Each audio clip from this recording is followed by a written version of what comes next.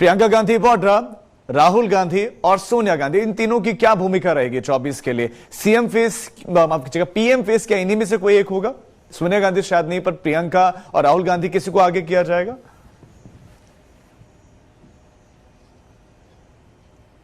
देखिए, भविष्य, ये तो मुझे बोलना पड़ेगा कि भविष्य के गर्भ में क्या छुपा है ये कहना बहुत मुश्किल होता है। पॉलिटिक्स में एक मिनट भी बहुत होता है सियासत पलटने के लिए।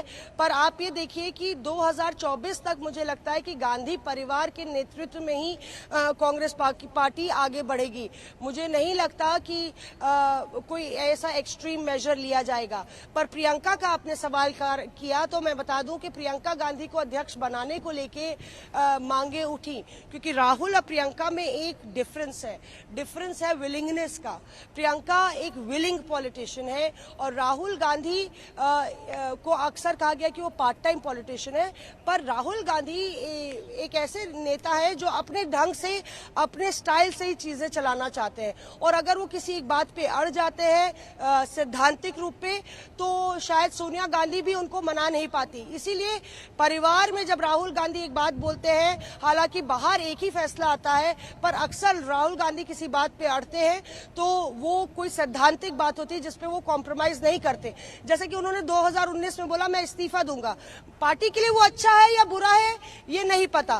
क्या दो साल तक अगर राहुल गांधी अध्यक्ष नहीं थे तो क्या उनको बैक सीट ड्राइविंग करनी थी? अगर वो हर फैसला वही ले रहे हैं तो इससे अच्छा होता कि वो अध्यक्ष बने रहते। अकाउंटेबिलिटी से बचने के लिए क्या उन्होंने ये फैसला लिया? ये तमाम सवाल बने रहेंगे। पर प्रियंका को लेके भी अध्यक्ष की बनाने की मांग उठ रही है कि अगर भाई राहुल गांधी विलिंग नहीं है तो आप प्रियंका गांधी को बना दीजिए। किसी ने बोला कि प्रियंका खरा सोना है, हम लोग उनको अंडर यूटिलाइज कर रहे हैं। किसी और नेता ने बोला कि प्रियंका को उत्तर प्रदेश तक लिमिट नहीं करना चाहिए। तो मुझे लगता है प्रियंका राष्ट्रीय लेवल पे एक नेशनल रोल में वो नजर आएंगी। राहुल गांधी प्रधानमंत्री नरेंद्र मोदी के सामने राहुल गांधी ही रहेंगे। उनका इमेज मेकओवर होता है या ये जो भारत जोड़ो अभियान के तहत वो अपने उनको रीलॉन्च करने की दोबारा कोशिश हो रही है।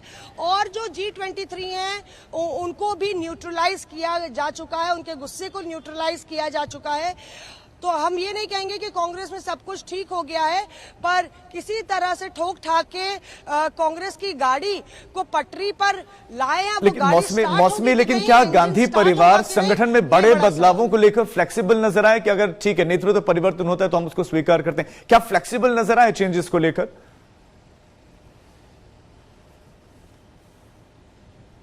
देखिए, गांधी परिवार अगर आप देखें तो प्रियंका गांधी और सोनिया गांधी, राहुल गांधी तीनों ने अलग अलग पैनल्स में हिस्सा लिया।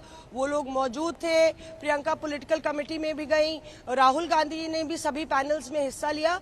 और कहीं ना कहीं इस चिंतन शिविर की टेम्पलेट पहले से ही तैयार हो गई थी। ऐसा नहीं था कि ये क्रिकेट ग्राउंड है, अब 5 ओवर है और हम लोग अपना गेम खेलते हैं। मैच काफी हद तक फिक्स था।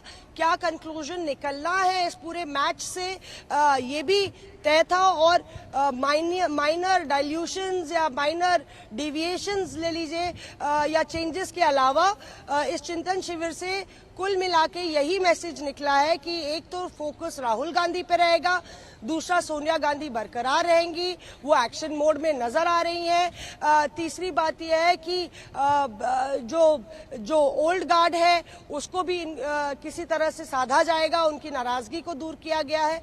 और कांग्रेस पार्टी एकजुट होकर आगे बढ़ने की कोशिश करेगी, एक मैसेज ये देते हुए कि एकजुट होकर आगे बढ़ेगी। लेकिन फिर G23 का क्या माना जाए? क्या वो समाप्त हो गया, उनकी नाराजगी खत्म हो गई, दूर हो गई है?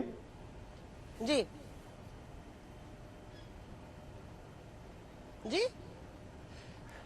बस भी सवाल है कि G23 का क्या, अगर एकजुट होकर आगे बढ़ेंगे यानी कि फिर G23 भी साथ है, तो G23 का वजूद अब खत्म, उनकी नाराजगी क्या समझा जाए कि दूर हो गई है?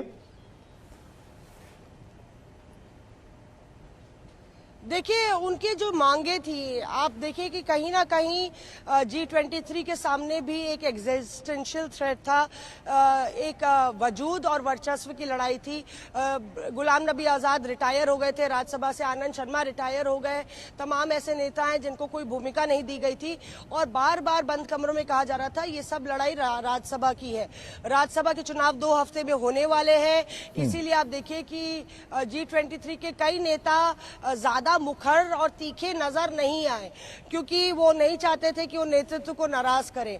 दूसरी बात यह है कि पहले से ही इस चिंतन शिविर को नव संकल्प चिंतन शिविर नाम दे दिया गया, ताकि चिंतन ना हो, नव संकल्प की बात हो, चिंतन या पोस्टमार्टम की बात ना हो।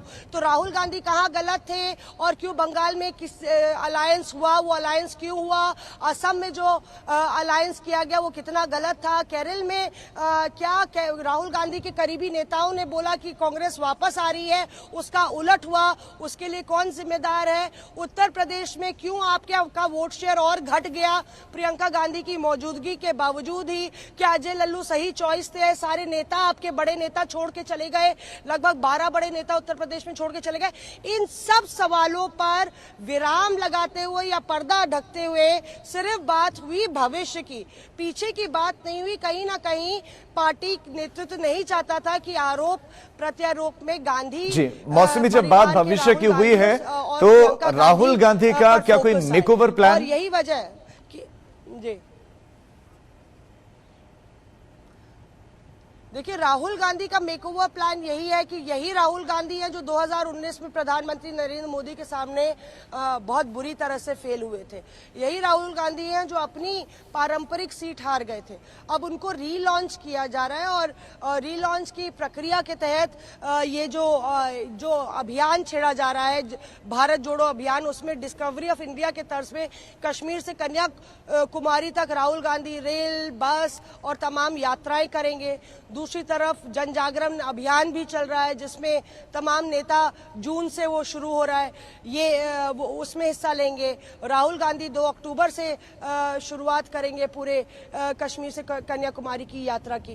तो बेहद दिलचस्प है। आप देखिए कि ये वो वक्त है जब राहुल गांधी की दूसरी पारी बतौर पीएम चैलेंजर शुरू हो रही है। 2019 में उन्होंने पीएम को चैलेंज किया और अब 2024 की लड़ाई में वही पार्टी है, वही नेता है, पर एक तरीके से इमेज मेकओवर करके उनको फिर से रीलॉन्च किया जा रहा है। अगले 5-6 महीने ये तय करेंगे कि क्या ऑपोजिशन की स्पेस कांग्रेस ले पाती है, या जिस तरह से लगातार आम आदमी पार्टी, तृणमूल कांग्रेस, डीएमके, ये तमाम दल हैं, वो अपना वर्चस्व वजूद लगातार बरकरार रखे हुए हैं, तो वो कांग्रेस के लिए खतरा बने रहते हैं। और 6 महीने में ये तय हो जाएगा कि राहुल गांधी और कांग्रेस पार्टी का भविष्य क्या होने वाला है, क्योंकि राहुल गांधी को मुझे नहीं लगता कि 24 के बाद ज्यादा मौका मिलेगा, क्योंकि ये करो या मरो की स्थिति है कांग्रेस के लिए। 2 राज्यों में सिमट गई है